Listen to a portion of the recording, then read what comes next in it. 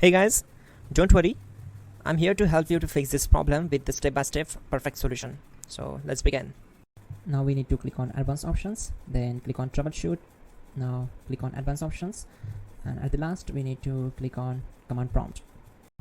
Now type chkdsk space /f space /r space c colon and hit enter. Then we need to wait for some time to complete the process. Once done, move to the next step. Type c colon, then hit enter. Then type cd space c colon / and hit enter. Type in cd space windows and press enter. Now type cd space system32 and we need to execute this command. For that, simply hit enter. Now execute this command. Type cd space config and simply hit enter.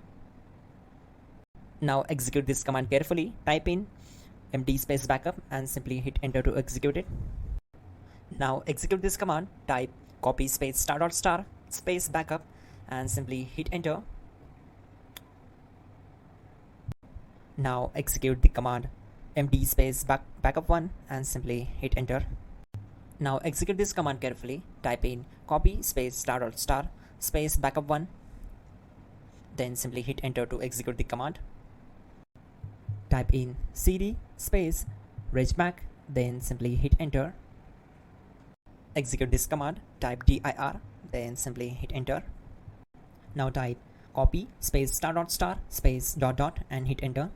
Then type all and hit enter. Now execute this command. Type bootrec space /fixmbr and simply hit enter.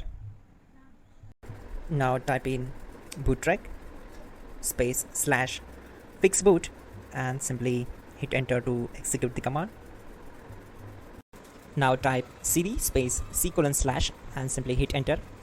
Now type cd space windows /system32 /config /regback and hit enter to execute. Type bcd edit space /export space c colon /bcd backup and simply hit enter to execute this command. Now execute this command. Type cd space c colon / and hit enter. Now type this md space boot and hit enter. Type cd space boot and simply hit enter. Now execute this command. Type md space bcd. Type cd space c colon / and hit enter.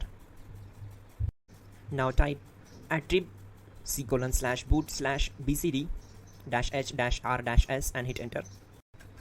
Now type run space c colon /boot /bcd space bcd.old, then hit enter.